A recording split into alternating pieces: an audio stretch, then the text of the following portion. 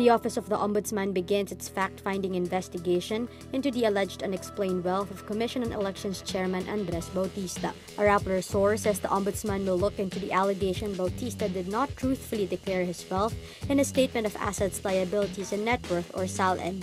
The Comelec chief's estranged wife Patricia Bautista was summoned by Ombudsman investigators last Friday. The National Bureau of Investigation is already investigating Mrs. Bautista's claim that her husband has 1 billion pesos in unexplained wealth. An impeachment complaint against Bautista is also set to be heard by the House Justice Committee.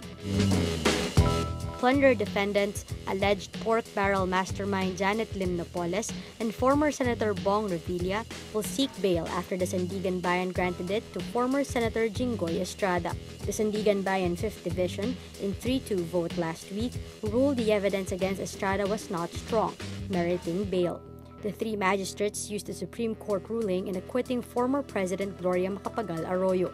They said the crime of plunder should identify a main plunderer. They also said it is vague to identify a main plunderer at this point in the Estrada case. They added, quote, "It cannot also be denied that the elaborate scheme is not his own doing and is in fact the handiwork of accused Napoles." Revilla earlier said he would most likely follow in the footsteps of Estrada's legal team. Revilla's lawyer Estelito Mendoza said they would invoke human rights in their petition, same as what he did with his other client, former Senator Juan Ponce Enrile, who was granted bail by the SC. Marawi City priest Chito Soganub is presented to the media at Camp Aguinaldo after he was rescued from the Maute group last Saturday. Soganub smiles and cracks a joke to the media despite being held captive for 117 days in the battle zone. Soganub says, quote, "I am physically strong and handsome." Armed Forces Chief Eduardo Año says troops tried to rescue Soganub thrice from September 13 to 15 before succeeding the fourth time on Saturday. Año says doctors will still have to fully assess the priest's condition. He adds Soganub was not tortured while in captivity. The rescue of the priest comes as soldiers begin their final push to end the siege in Marawi City. A first-year law student of the University of Santo Tomas died Sunday from injuries his parents believe were sustained in fraternity hazing initiation rites. Horacio Castillo III was found lying on the pavement, covered with a blanket in Tondo, Manila. On Sunday night, Castillo's parents received an anonymous text tipping them about their son's whereabouts.